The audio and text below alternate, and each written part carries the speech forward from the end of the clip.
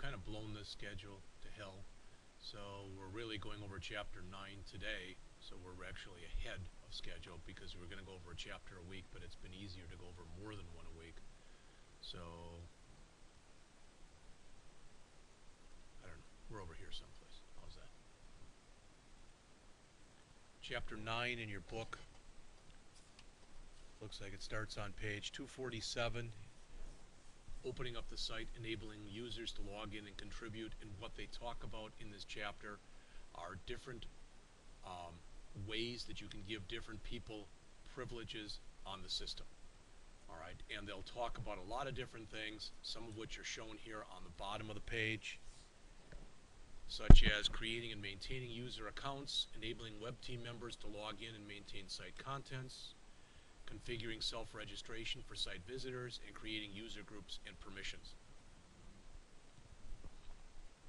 Kind of an interesting thing is when they talk about ACLs here, all right, that's probably this access control list. That's probably as close as we get to hardware. I don't consider that to be hardware, but that's the kind of thing that they do more in like the network specialist type of program, where they set up accounts for people and they give people different types of permissions. As you'd probably guess too, this has something to do also, you know, because we've talked about this in other classes, with security in the system. Okay, you really would want to limit the number of people that you give super user privileges to. That should really go without saying. All right, but the problem with doing that is when you start to give people different types of permissions, if you don't give them enough permissions, all right. So if you give a user the ability to go in and create articles, but before those articles can be published, they have to be run by someone, a super user or someone else. That's just more politics, whatever you want to say, administration, that's got to be done. And a lot of times with people, that's just too much trouble.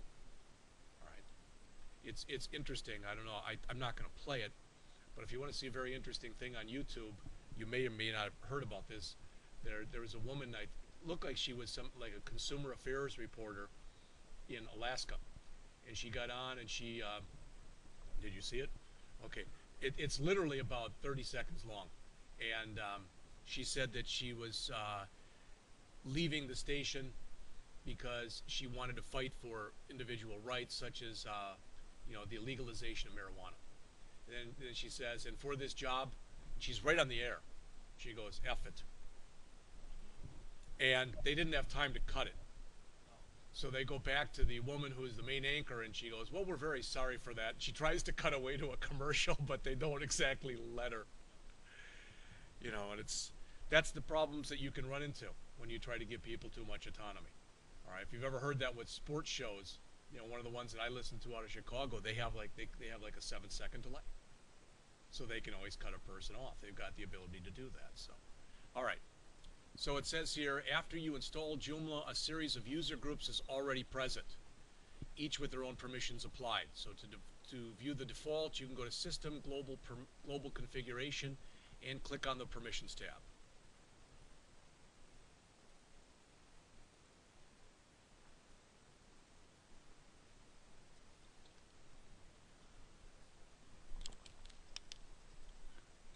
What you're going to notice is there's not too much in here. All right. In other words, when you look through here, basically all of it says, by and large, it's not set, because we haven't set anything. We haven't set any other kinds of permissions. So by default, the only one that really is set is super user. All right. We've talked about that before.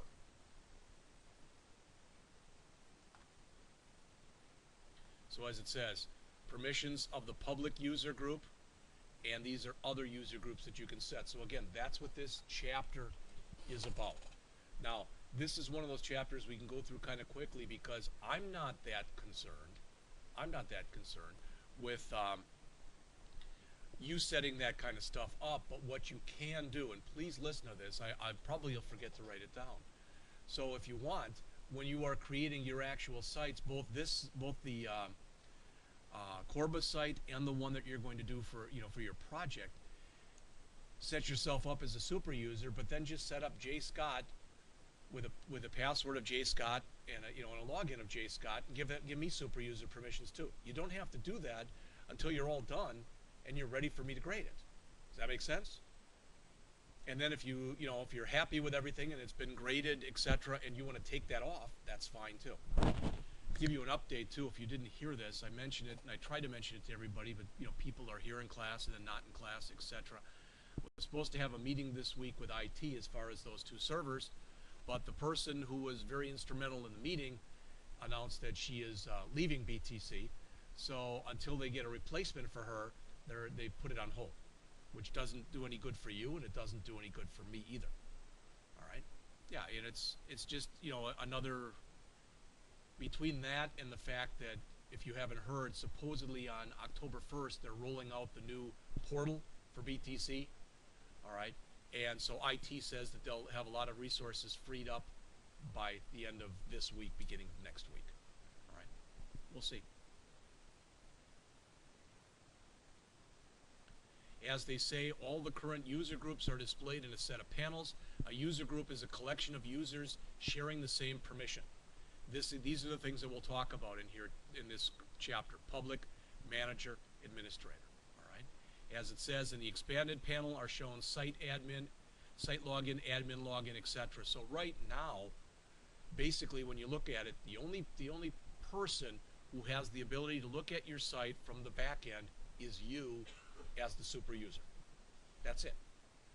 And if we put this, if we were lucky enough to be able to put that out there, then everybody in the world who could get to that, that you would let them know where your site lived, would have public access. All right. And with public access, they've got the ability to read anything that you put out there that you deem as being public, but they can only see the front end. They can't see the back end. They can't do anything with the back end. All right. And that's what they start talking about here on the bottom of page 249. Again, the public is the most basic level. By default, the access level on a Joomla site is set to public. But you've got your choice, as it says. The site administrator can set access levels for different type of content, and that's one of the things that we talk about in here, ranging from modules and menu items to individual articles. And I've talked about this kind of thing before, that sometimes what you might want to do is you might want to put teasers out there, so that if somebody isn't at least registered, they can see some of the stuff that's in the site, but only a certain amount. All right. Whereas if they're registered, you let them see other information. Okay. And you might have it set up, and they'll talk about this in here. It's in a couple pages. They'll talk about a web team, and you might want the web team to be able to see other stuff that you don't let other people see. All right. So again, 250. When the access is set to public, it indicates that everyone belonging to the public group is able to see the content. All right. And this may not sound like a big thing, but it's important to at least go over this on 250. It says, at first glance, the guest group may seem similar to the public group. Guests are users who have not logged in. However, the presence of the guest group serves a specific purpose. Guest content is hidden from users once they've logged in. So in other words, guest content is stuff you show to non-registered users. So it might be some kind of a teaser or some kind of a special offer. Register today and get access to whatever type of an idea. And that's what they're talking about in here. All right. But you wouldn't want to show that to people who've already registered, because it wouldn't make a whole heck of a lot of sense. All right. So registered users, as it says, the user group that can log in.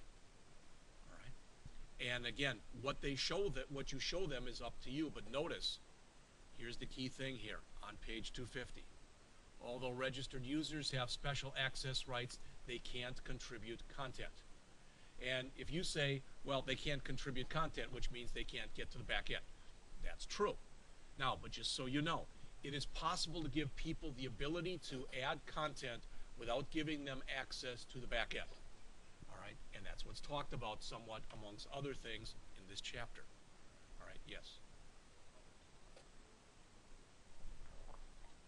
Yeah, no, that's a good point. Mark mentioned that, as an example, if you had a blog on a site, you typically, again, I know it varies, but typically on a site, if you're going to have some kind of a blog, you'd make people register.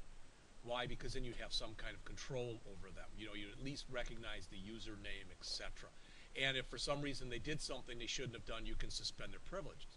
But if you allow for anonymous blogs, and some sites do, All right, then you've really got to make sure that before anything's posted that it gets at least run by an administrator. All right, but again, it's as always, it's going to depend on the site. All right, if you really look closely, like at Stack Overflow, it might look anonymous, but you can see that stuff has all been posted by people who have logins. All right. Okay, so then starting on the bottom of the page, they talk about three of the groups. Notice author, editor, and publisher, front-end contributors. And please realize by now I shouldn't have to say it anymore. Front-end means what you actually see on the site. So in other words, whereas that's the back end, that's the front end. All right. Again, that should go by now, that should go without saying to everybody. So as the author says here, authors, editors, and publishers are allowed to log into the front end to edit or add articles. There's three types of front-end contributors, starting on the bottom of the page. Authors can create new content for approval by a publisher or someone higher in rank, bless you. They can edit their own articles, but they can't edit articles created by others. So they have some control, but the major control they have is over their own stuff. And before they can go out there and put something new in there, all right, it's going to have to be run by a publisher or somebody higher up the rank than a publisher. Editors, as it says. Editors can create new articles and edit existing articles. A publisher or higher must still approve those. And publishers, notice, can create, edit, publish, and unpublish or trash articles in the front end, but again, they cannot delete content. All right, so they've got the ability to add. And remember, when you just because you've trashed it doesn't mean that it's gone. It's not officially deleted. All right, they can unpublish something, which means it doesn't show on the page either. All right, so authors and editors cannot publish content. Only after approval by a publisher or somebody up above will what they submit be visible. All right, and again, what they're talking about is having a series of checks and balances. All right, and when you think about it, with a lot of companies, whether it's a blog or whether it's something else, if you've got something on a site that's going to have, at least conceivably, will have a lot of different people submitting information, you'd want a series of checks and balances. With a lot of companies that are out there today, their whole persona, the way they're perceived by people, is just their electronic presence. All right, you don't want to let something get out there where it's garbage, where later, all right, you can say, well, we shouldn't have gotten that out there. It's the old saying that once something is basically put out to the internet, it's out there forever in one form or another. All right, so they go through here and they say, again, the author does this in several points in the book. You've seen this hopefully before, but the author says here on 251, generally speaking, assigning a user to the publisher group will be a good choice when you want web team members to be able to individually add and publish content without granting them access to the back end. All right, so as always, it'll depend, okay? If you start giving people higher access than publisher, then you're going to give them back-end access. And again, do you want to do that? All right. And again, sometimes you may have control over that, sometimes you may not have control over that. So on the bottom here at 251, notice managers, administrators, super users, the back-end content contributors and administrators. All right. So managers can do, all publishers can, but they're allowed to log into the back end to either create, edit, or delete articles. So as you move down the chain here, notice they have limited access to administrative functions. Yes.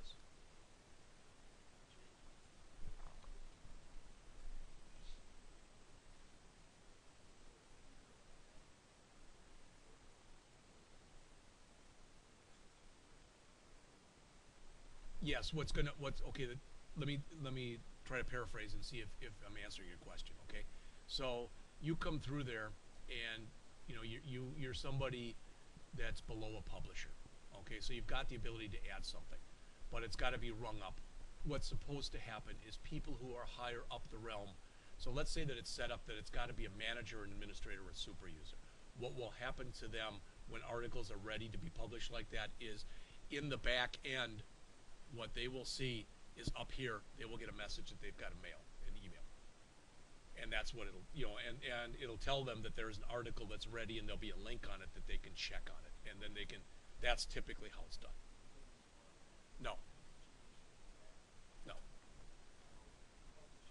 no, it's got to be published first. It gives you notice that the change is going to be made once it's okayed by them. That's my understanding, at least. All right. So again, the difference between a manager, an administrator, and a super user is the access they have to the different administrative functions. I haven't done enough with this, so I can't tell you what the differences are. But again, managers can do everything publishers can do, but they can go in, create, edit, and delete on the back end, but they only have limited administrative function capability. Administrators go a little higher. They can manage users, etc., change a site template, all right, which I believe managers cannot do. And when you think about it, changing a site template, you're going to see this in the next chapter, or chapter 10 or 11. I don't remember which one it is. But just by changing a template, you dramatically change the look and feel of the site. All right. As it says, they can use manager screens, user manager, article manager, etc. Super users can do everything. And that's why when Joomla is installed, there's just super user. That's you. So when we went in and did that at the beginning, that's what you did. As it says, it's normally the person who builds and customizes the site, and that's you. All right. So, starting on page 252 here, the author comes in and says, shop suppliers and customers, 2 example user groups. And the author mentions that if you've installed Joomla with sample content, you'll have 2 groups in the permission settings that haven't been covered yet. And what they are there 2 groups that are basically that have been set up in there kind of as dummy groups. So you can sit there and play with the stuff that they're able to do.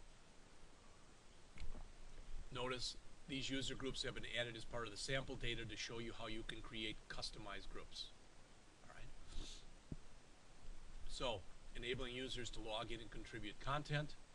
After you've installed Joomla, there's just one user present, the super user. We've talked about this. You can navigate over to users, user manager, and check the account details of the super user. There's not a whole lot in there. All right, we can go do that.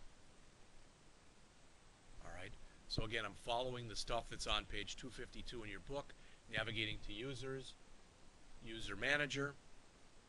All right, and it says you can check the details of the super user. All right, so I can click there. Okay. Doesn't show the password. Shows the last time I was there, etc., which would make sense because it was today. I can come through here, and I believe, I don't know if I can come in here and change the password from here. I don't remember if I can or not. All right. So there's the information. I can also come through here and add new. All right, add new users, and that's what we're going to get to. Let's take a look at in just a minute. Okay. All right. So it says time for new action, adding a user rather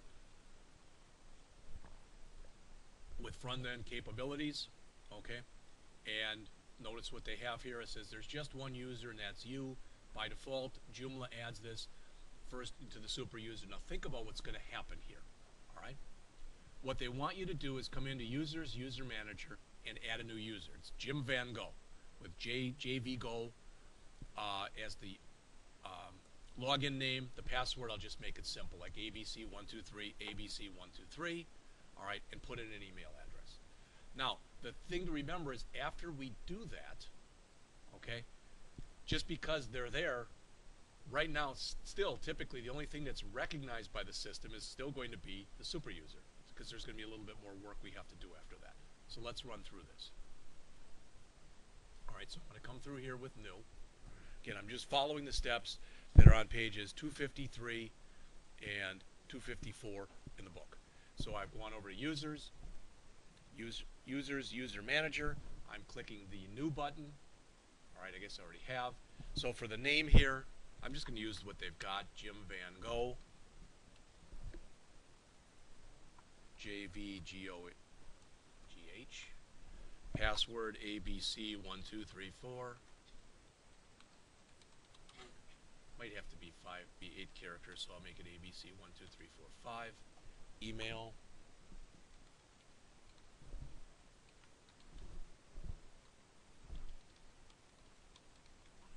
All right, so I put all that stuff in there that they show in steps 1, 2, and 3.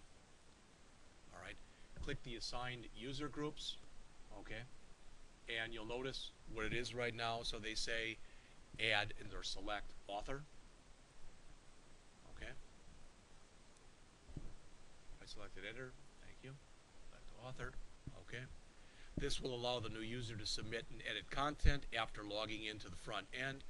Click on save and close. What's that? Yeah, that shouldn't matter. Yeah. So you can see that JV Go or Jim Van Gogh has been added. All right, I can go back and look at the stuff again. You know, now if I decided that I didn't want them to be registered, I could undo it here. All right, so you can always go back and change that. Yeah, let's just save and close. All right. So they mention here on the bottom of the page, it's the author says, well, what just happened? Right there. In the site user list and user manager, you're no longer on your own. So you've added somebody, and the person you added is an author.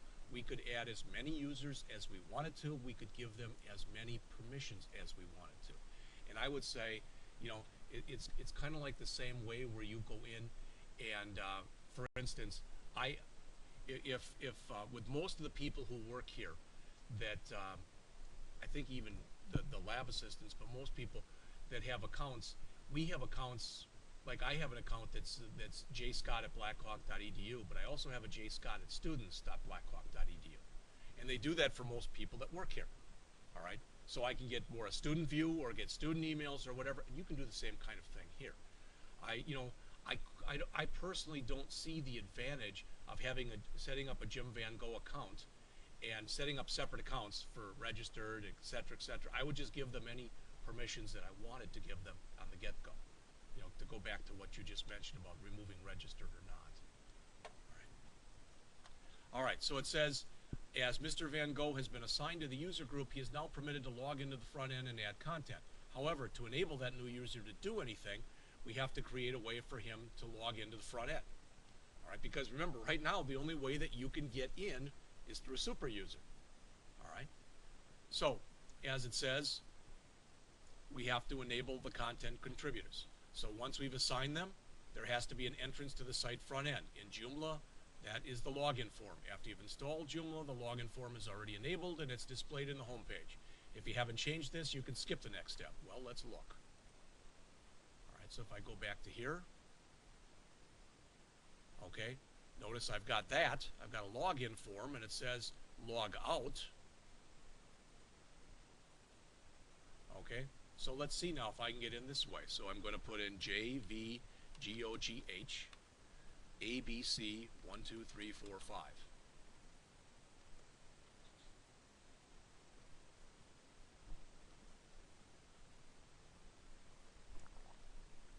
Sure.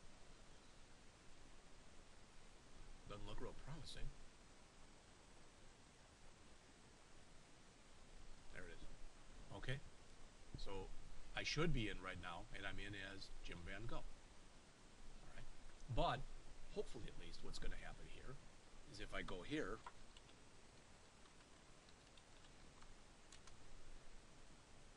all right, I don't know if I'm is still a super user or if I'm in as Jim Van Gogh. All right. What up here? I'm still in a super user. All right.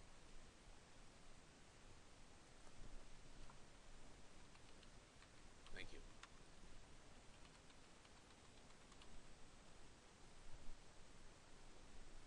Warning, you do not have access to the administrator section of this site. That's what you'd want to have happen. That's a good thing.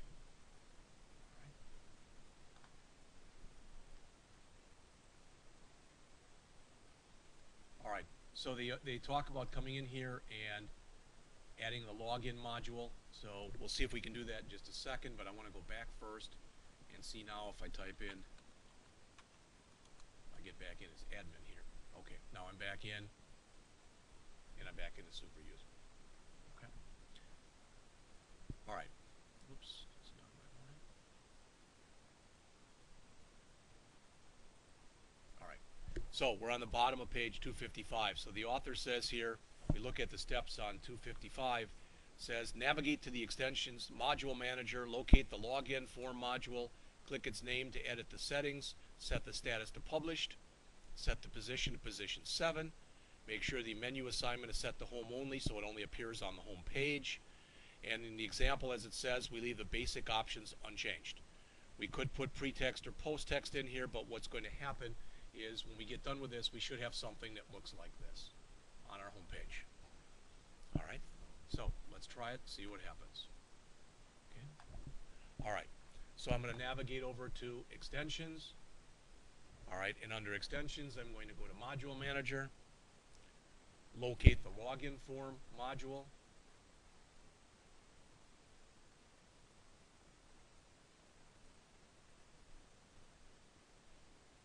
I think that's it here. All right. Click its name to edit the settings. Okay. Again, there's the pretext and the post-text. All right. We could set something there. They don't do it in here, but we can if we want to. All right. And they tell you to set the position to position 7. Does everybody understand now with this? When you work your way down and you find this position 7, all that means is you want it on the right-hand side. All right, I think it's position 2 is on the left-hand side. When you're doing your site, I don't care how you set things up. You should have some creative prose and be able to set it up any way you want to. That's what my hope is, at least.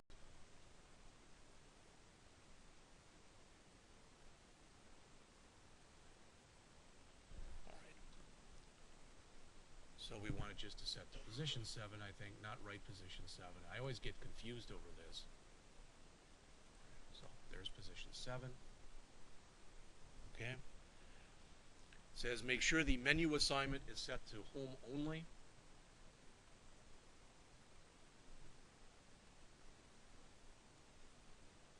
All right.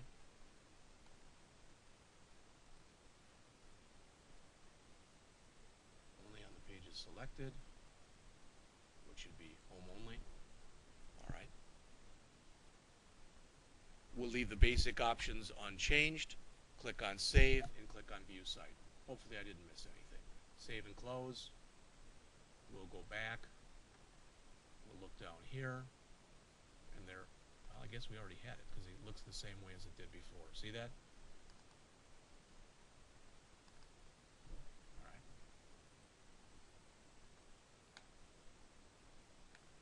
Just to make sure, we will come back in here and we'll put some pre-text and we'll put some post-text. Enter your login.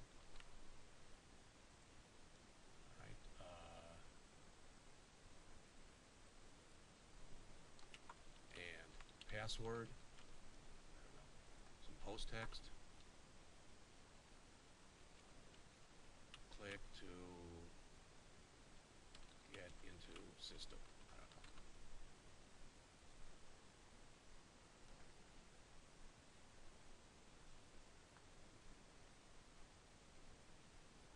Well, I don't see any pretext or any post-text. And now I've got 2 of them. I don't really care one way or the other, but that's fine. Doesn't look the way it does in the book, though, so I'm wondering, I clicked login rather than login form. So I'm wondering if I go back through there, okay, which is what I'm going to try to do right now. Okay, so we went through here and we found login. Okay, there's login. But I'm wondering if there's a login form, and I don't know if there is or not. There, that's the one I should have chosen. Okay. So I'm going to back up to here, and on this login that I set up on the previous page, okay, I'm just going to take this right now, and I'm going to, hopefully I was going to try to unpublish it. Actually, I should have clicked on it and then clicked on unpublish. There, it's unpublished. So I'm going to go over to here and go to login form. All right. Pretext and post-text. I'm just going to leave it blank. That's fine. It's on position 7 already. Go to menu assignment. All right. We want it just on the home page, so that should be okay. My guess is it's going to look just the same way it did before, but we're going to find out right now.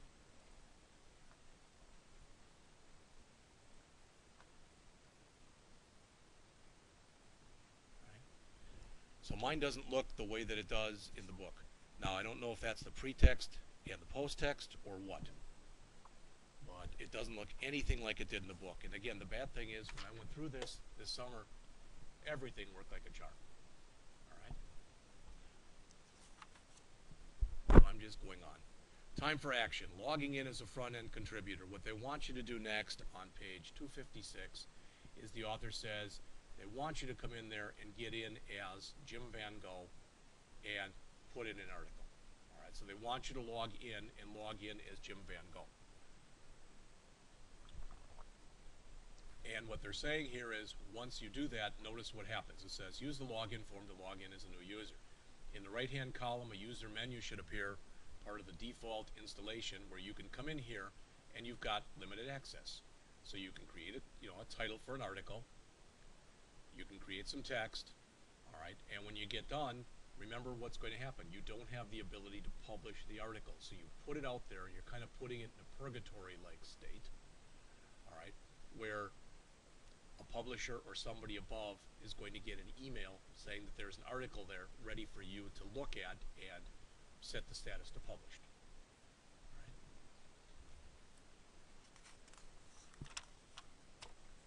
All right.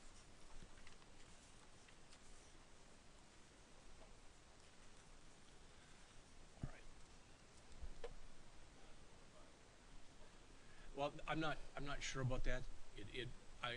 It may be that there's some kind of a setting on that, and I didn't remember reading that in here, but I do know that they do get a notice. I guess that would be another reason for keeping the number of publishers and above that you have limited. All right.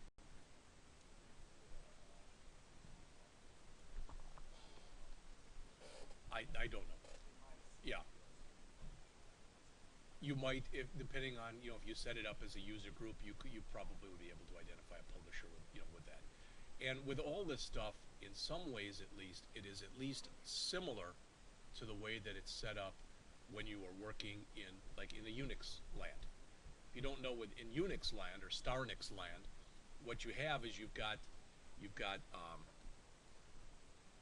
you, and those are the permissions you have. Then you've got your group and its group permissions, and then you've got the world.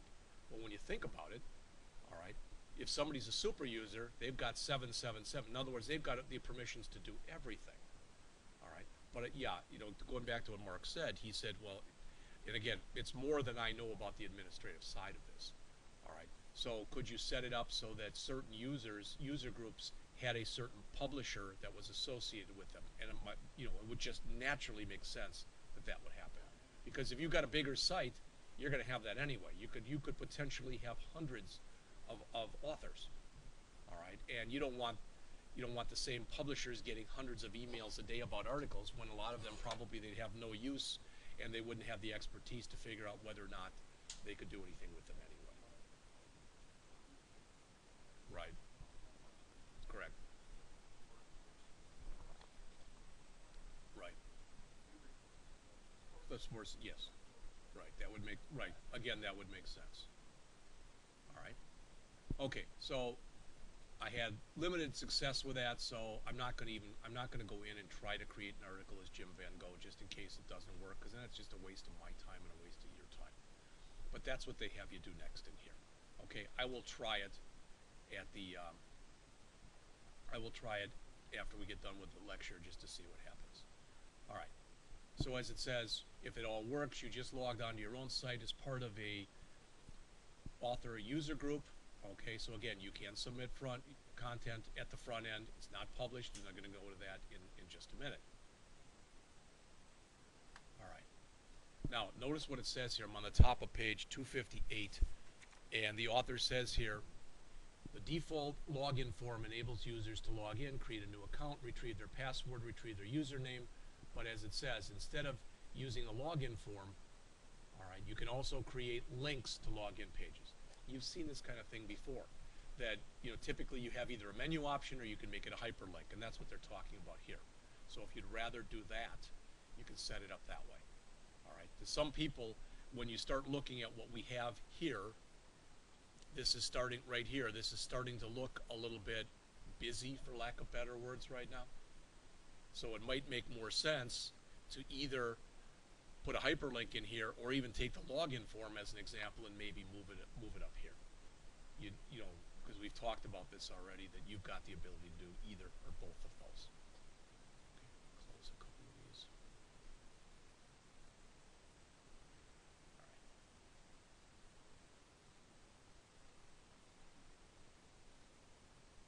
All right. Hopefully this will answer the questions that Mark brought up before. But as it says, switch back to your original role, the super user. As it says, now that an author has submitted an article, you should review it and approve the content and publish it. It says, look in the back end, all right, your default role, and right there, as it says, in the info bar, Joomla notifies you you've got a message, the equivalent of an email, basically. All right, and as it says, if you click the number 1, that's what it's going to show you. You can view the messages. All right, it says click on the new article to read the message content. All right, there you go. And here, you want an email every time the new content is submitted. If you do, they tell you how you can do that. The problem again with that is if I'm the super user, I don't want that. Unless my site is fairly small and I want total control over it. All right. So to review and publish it, navigate to kind of like what we did before. All right, navigate to Content Article Manager, find the article, and right now it's in an unpublished state because the author doesn't have the ability to do that. All right, if you click on the title, all right, it says you can view and you can edit it, and once you're happy, you can click on Save. And then boom, it's going to be published. So they have you come in here and this is what Jim Van Gogh wrote, supposedly, and then it gets published. Again, where does it get published? You have control too, as an administrator or above, where you want to publish it. All right. I mean, let's face it, everyone who's going to create articles, they want their stuff published. And if I'm an author, not only do I want to publish, but I want it on the homepage. That wouldn't make a whole hell of a lot of sense if you're having people submit scores of articles per day. All right.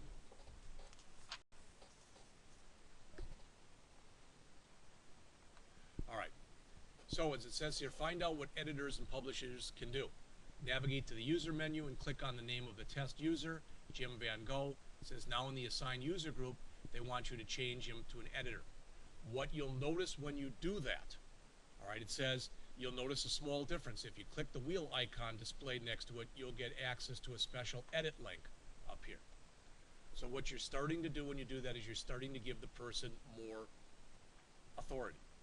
All right. Do you want to do that? I have not gone in there and played with this, but my guess is that technically as a super user, all right, the idea is it's almost like you've clicked every button there is, you know, every checkbox. All right, you're registered, you're guest, you're every single thing that's in there. So the best way to do this would be just to start making new users. I wouldn't have done it the way the author did it here. I would have kept Jim Van Gogh in there as an author and then created another user, all right, and given that user editor permission. But I think the reason that the author did it this way is to show you the difference between you didn't have that thing that said edit when Jim Van Gogh was an author. You have it now when you make him an editor. Okay? But again, remember when you're an editor, all right, and I'd have to go back and check on this, but with a lot of these, you can edit, but you can only edit your own stuff. All right? Again, the higher up the chain you move, the more power you're going to have. So they change it then from an editor to a publisher. It says after logging in, at first sight, there's no difference. However, after you've edited and saved it, it will immediately be published. Whereas with an editor, it has to go to a publisher and above. All right, so that's all they keep doing here. Okay. Then next, finding out what back-end users can do here. This is on what, 262, and as the author says, as a final step is assigning one of the 3 back-end accounts. So manager, administrator, and super user. My suggestion is that if you want to go in there and learn more about this stuff, certainly much more than I know, go in and create, what did we talk about, like 6 or 7 different settings, you know, author, editor, publisher, manager, administrator, etc. Go in and set up an account for each one of those. All right, not for the same user, have a different username for each one. That's hard, then use the same password for all of them, all right, but have different usernames. What's that? Yeah. Yeah. Well, remember, as super user, you can always go in there and remove those people too. But I think that's the best way to do it. All right. Yeah, that which would make it easier. All right, turning up to 263, the author talks about in here the idea of using self-registration. And as he mentions, says in the previous section, you set up new user accounts. Giving a team of content contributors access to the site is a great way to allow them. All right, so create an account. All right. It says it may have skipped your attention, but when you set up the login form, you've also enabled user self-registration. By default, the login module not only allows existing users to log in, but it allows you to go in there and create a new account. Okay? If you don't want to allow that to happen, it says that you can go over to users, user manager, in the options and set it to no, and then that just won't appear. All right. Again, what's the idea, or what's the advantage of self-registration? It's one less thing that you have to worry about. You're making it easier for people to get into the system. Now remember, when they're registered, they're just registered users. It's not that you can let them self-register to become a super user. All right. But to me, it makes a lot of sense to do that. All right. And you want to make it as easy as possible for somebody to use your site, and this is one way of doing it. All right. So they have you go in there on the front end, create an account in there, register, and log in. I'm going to try to fix this, and hopefully I can get it to work, so next time I can show it to you, at least on mine, find out what I did wrong, because I'm not sure what it was. All right. Then hiding content for non-registered users. We've talked a little bit about this before. Okay. So as it says, creating members-only content doesn't take much more than setting the access level of the item to register. So as soon as something is set to registered, people who are guests, who have public access and are not registered yet, are not able to see it. All right. So it says it'll be hidden for regular users, but only show up once they've logged in. All right. Most of Joomla's building blocks can be set at a specific access level, whether it's a page at a time, a module at a time, the entire site, whatever you want it to look like.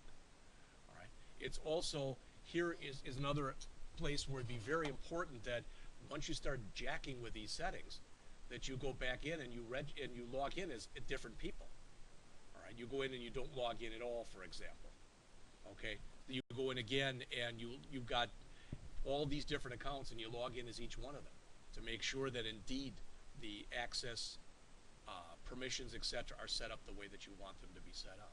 So notice as you go in there and you go into menus, as it says, you go into links.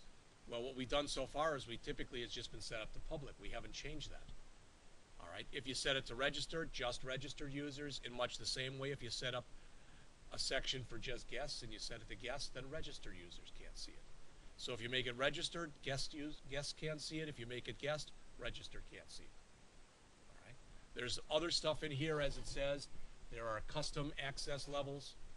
That's way over my head as far as what I've done. And special, I'm not sure what those are. I haven't played with those at all. All right. They might even talk about the special in here. I don't remember if they did or not. So they have you go in there and grab some stuff that's already in here and start playing with the different settings just to see exactly what will happen. All right. All right. This is what we talked about before, giving them that kind of teaser capability on 268 here. As it says, it's great to be able to completely hide contents from non-registered users, but it has a drawback. How are you going to pull them into the system if you don't at least let them know what they're missing by not being registered? All right. So as it says right there, sometimes it's better to show a non-registered user part of an article, that little teaser type of portion. All right. Again, another reason for having the read more type of link in there and just having a paragraph or something like that in there, or even having alternative text in there. So as it says, we won't completely hide content from non-registered users, all right? But instead, what they're going to do is they're going to come in and just make part of it shown to the user. So again, to do that, as it says, open up the activities menu, all right? As it says, right now the status of everything should be published and the access to everything should be public. All right, go into the advanced, and as it says, set unauthorized links to yes. And it says of all articles that have been assigned registered status, only the intro shows then by default. All right. Now, I mean, really think about this. I mean, the good news or bad news, depending on your point of view, is you're going to have a lot of time to work on this project. And again, it's really, really my hope that we are going to be able to port it over there and that other people are going to be able to see it. They've already asked me over in IT, Well, how long do you want to let users keep those accounts? And my thought was we would do it kind of the same way that they do it with your email accounts here. If you don't know this, after you graduate, your email account your email, etc., stays active for 9 months. I think it's 270 days. They literally set it up for that. And I was going to do the same thing on here. Now, I'm not going to be the administrator of it. IT is. But I'm going to set it up so if Mark graduates, on May 15th, 2015, then 270 days from there, whatever that is, which would probably be early in 2016, all right, then the ability for him to get on there would go away. And I've asked them this, and no one knows the answer to it, so we'll find it out. What I'd like is, if it's going to be like a month before it's supposed to expire, that you'll get an email. So if you wanted to go back in there and grab all that stuff or make copies, I mean, you should have a copy anyway. And then maybe a week before, you would give them one last message that says, hey, in a week, this is going to be gone. All right. And the reason for that is those servers, they're not limited as far as the amount of RAM and the amount of memory that they have. So I don't want to let people just keep loading stuff up on there. All right. So again, when you run through the steps that are in here, all right, again, notice, before it was like a click here to read more. Now it's register, because we can change that text. Register to read more. And the idea is when they click that, you can bring up the self-registration link. And that's pretty much what they explain right here. All right. Then starting on page 271, they get into talking about the custom user groups in here. And as it says, again, this sort of goes back, I think, Mark, to kind of what you were talking about. It says, up to now, we've used the user groups and their sets of permissions that have just been the defaults. It says you can create custom-made user groups and assign them permissions to do and see just what you will want to allow them to do and see. Again, Mark brought up a real good example before when he talked about a regular newspaper. All right, I would think that the sports editor would be able to go and edit anything that's on the sports page.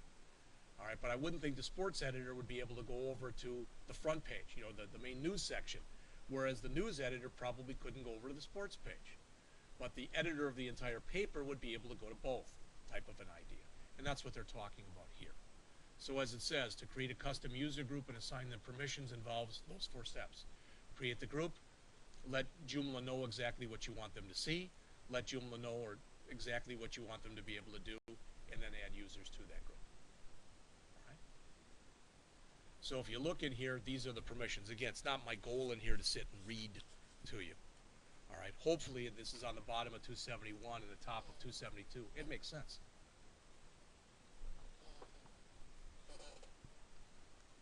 Again, super admin, do anything on the site. These users have all super user permissions. You're probably not going to create a group of those unless you're a site maybe like an Amazon where you've got so many people administering the site that it's possible you'd want to do that. But even then, you probably wouldn't want to give them super user. It'd be the same kind of a thing that was just mentioned. You'd probably want them in charge of different areas that are on your site. All right? When you think about it, all this stuff is going into a database. We've talked about this before. All right? And the person who's your database administrator, in reality, is your super user. All right? And the DBA at most companies is one of the most powerful individuals at a company. Really and truly is, because they're in charge, they're the gatekeeper of the data. That's why in most companies of any size, they don't have just one person doing it. They have a group of people. All right, what if you have one person, they go rogue? What if you have one person, they get run over? You don't want to give any one person that much authority. All right, but again, the problem is once you start giving other people and you make it a group, now there's a better chance that somebody's going to do something they shouldn't do. Because you've got more people involved. And you see that the stuff that's in here very much dovetails with a lot of the different permissions that we talked about earlier. Okay. Parent and child groups, notice what it says. When creating a new set of permissions for a new group, you don't have to set each one manually. Permissions are inherited from groups. That is, a child automatically gets the permissions of the parent. Public, as it says, is a parent group. Manager is a child of public. So manager gets everything that public has, type of an idea. Right. Permissions are inherited by all child groups unless they're explicitly set to allowed or denied to break that relationship. And I believe once you break the relationship, it breaks all the way down. So if I've got a parent and a child and I break that relationship, I don't allow something from the parent to the child, then all of the children of that child will not get the permission either. All right, by default. All right. 4 different access levels are available, as mentioned here on the bottom of 272. Very similar to stuff we've looked at already. Public, guest, registered, and special. All right. So if we look here, public means there's no special viewing permissions involved. Everybody can see it. Guest, as it says, guest users only. All right, we've already mentioned this. Content assigned for guest level access is visible for guest users, but not for logged in, registered, or special users. All right. Registered, again, their permissions, they're allowed to log into the site and see anything that's set to registered level. But they, as it says, their content is hidden from the public and from guest users. All right. Special, as they mentioned there, is the set of viewing permissions for all users involved in maintaining the site. So again, all authors, all editors, all publishers, all managers, all administrators, all super users. Think about why you might want something like that. If you've got a site where there aren't very many people using the site, but you maybe have one person who's got each one of these permissions. All right? Maybe you do want them, if the site is generic enough, that you at least want to make it available so that everyone, before any article is published, everybody at least has the chance to see it. All right, and give their comments on it. Okay, that's why you might want a special. All right, set up a special group. I mean, I'm sure there's other reasons also.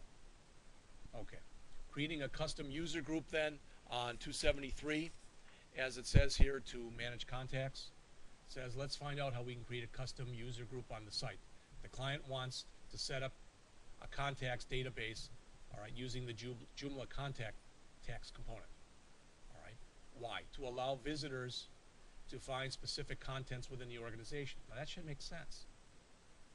All right, because if I'm coming into the system and I want to find out more, and the system is somewhat complex, I want it set up so that even if I'm a guest, I can go in there. If I want to find out more information, I can find the right person to go to.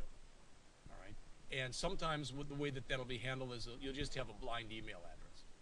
All right, but sometimes though, you don't want that. You want them to actually have a name that you can put in touch with this, and that's what they have you do here.